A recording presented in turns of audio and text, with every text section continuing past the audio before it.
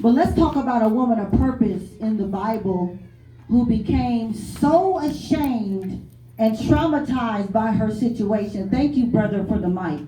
Appreciate you. Traumatized, see, but sometimes you just got to use your voice. That's right. Sometimes you'll get in places and spaces where you ain't going to have nothing to echo your voice, and a lot of people may not be able to hear you afar off. But listen, you in the room. Amen. And so you use your voice. Yes. Tell your sister, unmute yourself. Unmute yourself. Ashamed and traumatized by her situation, that she attempted to mute herself and give permission to others to keep herself silent. Ruth 1:18 through 22. It says, when Naomi saw that Ruth was determined to go with her, she said nothing more. So the two of them went on until they came to Bethlehem.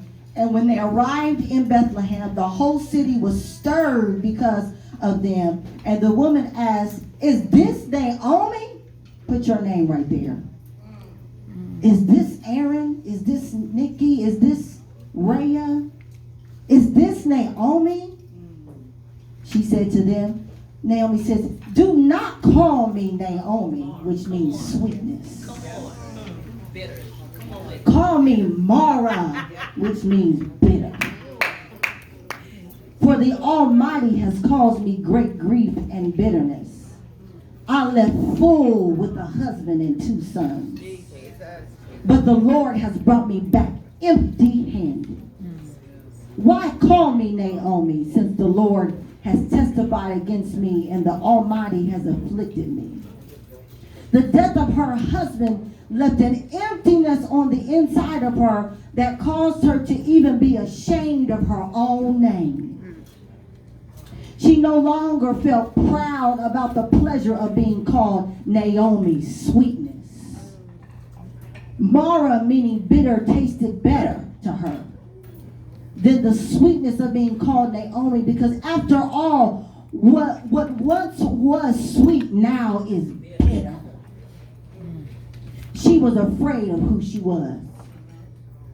If we continue this powerful encounter with Ruth and Naomi, we will discover that Naomi pushed Ruth to her purpose and to a place of favor. And blessed, and the blessing that Ruth ultimately received came back on Naomi.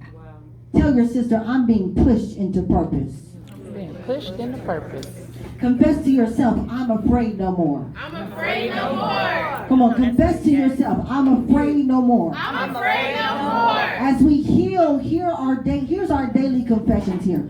I'm not afraid of my purpose. I'm not afraid of my destiny. I'm not afraid of my passion. I'm not afraid of my God-given vision. I'm not afraid of the gifts God has given me. I'm not afraid of my past because it has pushed me to this moment. Yes. I'm not afraid of the ideas, concepts, dreams, and God-given desires. I am not afraid to heal. I am not afraid of my name, because before God formed me in my mother's womb, He knew me. So no matter what my father's last name is on the earth, I have a heavenly Father who has called me a queen, who has called me a daughter, and for that reason I do not have to be afraid. I am a daughter of a king who made no mistakes making me. I am not afraid of new friendships and connections.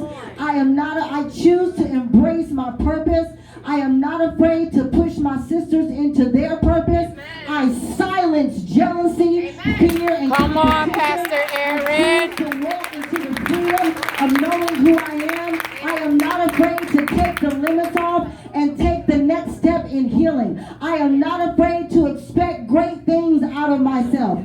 I am not afraid to live. I am not afraid to live because Jesus came to give me life and give me life more abundantly. I am not afraid and I am silent no more. For God has not given us the spirit of fear, but of power, love, and a sound mind. Sisters, unmute yourself. Use your voices. Walk into your purpose. Go to work using your voices. Go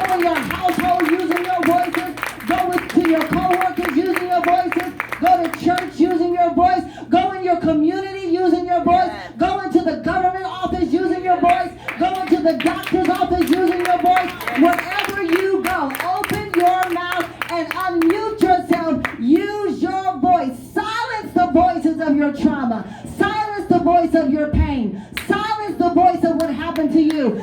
Silence those voices and walk into the newness and the purpose that God has called you to be. You are becoming a new creation. You are becoming a daughter of purpose. You are becoming a daughter of destiny. Push yourself. Get your lazy self off out of that bed. Wipe those tears off your eyes. Wash your face. Put on some clean clothes and watch what God is about to do in your life because you chose to be afraid no more.